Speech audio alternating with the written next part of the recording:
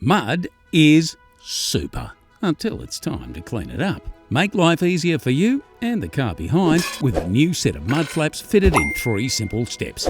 Here's what you'll need. First of all, the safety essentials: gloves and safety glasses. Now a few tools: sockets, spanners and screwdrivers, a centre punch and a drill with some drill bits, some masking tape and a pencil or a marker. Depending on your installation, you may also need a jack and axle stands and a hollow punch set or punch tool. And finally, your mud flaps and some fasteners. But which ones? Let's talk about that in step 1, choosing your mud flaps. The first thing to consider is shape. Will rectangular mud flaps work, or do you need something more contoured? How about the size? If they're too short, they won't do their job. But if they're too long, they may tear off in the rough stuff. And finally, style. That choice is entirely up to you. If you're fixing your mud flaps to a plastic guard, plastic push rivets or some coarse threaded screws with a nice broad head are a good choice. If you're fixing to an existing mud flap or guard, nuts, bolts and some big flat washers are ideal, preferably stainless steel. With everything you need ready to go, let's move on to step 2, measuring and marking. There's a chance your rear wheels might have to come off to gain access for tools.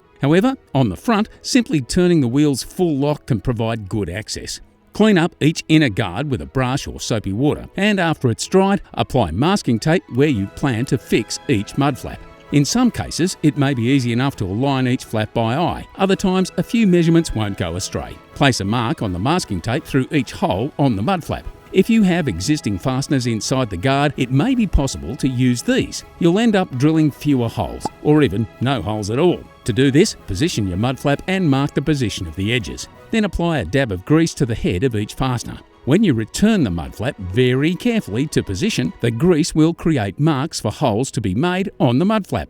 In step 3, drilling and mounting your mud flaps. Drill the holes you mark to the same size as your fasteners, unless you're screwing into plastic, then drill a little smaller.